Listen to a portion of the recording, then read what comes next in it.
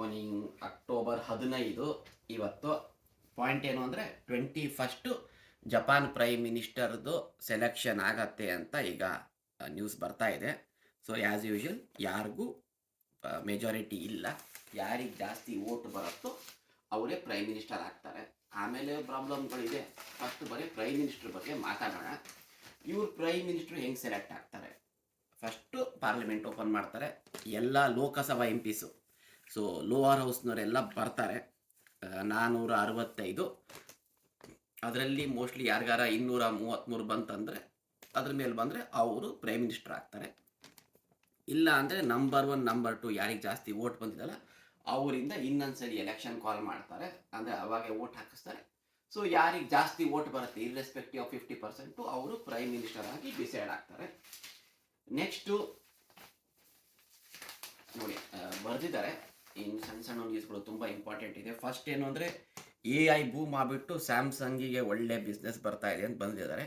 ಆಮೇಲೆ ಇನ್ನೊಂದು ನೋಡಿ, ಈ ಏಷ್ಯಾದಲ್ಲಿ ಯಾರು ನಂಬರ್ 1 ಬ್ರ್ಯಾಂಡು, ನಂಬರ್ 1ರಿಂದ 10 ನೋಡಿದ್ರೆ ಫಸ್ಟ್ ಸ್ಯಾಮ್ಸಂಗು, ಆದಿದಾಸು, ನೈಕು, ಆ್ಯಪಲ್ಲು, BMW ನೋಡಿ, ಹೊಂಡಾ, ಸೋನಿ, ಟೊಯೋಟಾ, ಯಮಹಾ ಇದೆಲ್ಲ ಅಲ್ಲೇ ಲಾಸ್ಟಲ್ಲಿ ಹೋಗ್ಬಿಟ್ಟಿದೆ. ಮೊದಲೆಲ್ಲ ಜಾಪನೀಸೇ ರೂಲ್ ಮಾಡ್ತಾಯಿದ್ರು. ಈಗ ನೋಡಿದ್ರೆ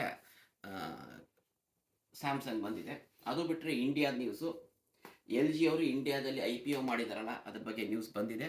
ಇನ್ನೊಂದು ಅವರೇನೋ ನ್ಯೂ ಪ್ಲ್ಯಾಂಟ್ ಹಾಕ್ತಾ ಇದ್ದಾರಂತೆ ಅವರ ವೈಟ್ ಗುಡ್ಸಿಗೆ.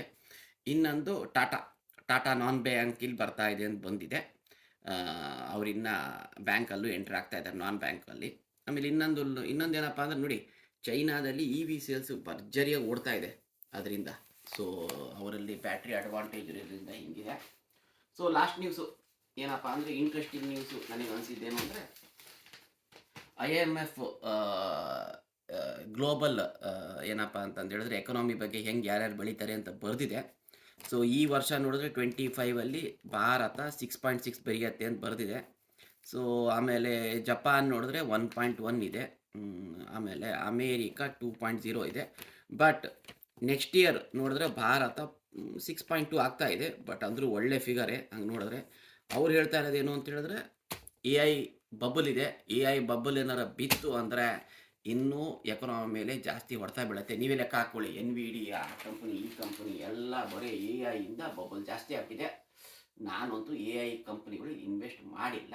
ಸೊ ನೀವು ನೋಡ್ಕೊಂಡು ಮಾಡಿ. Thank you.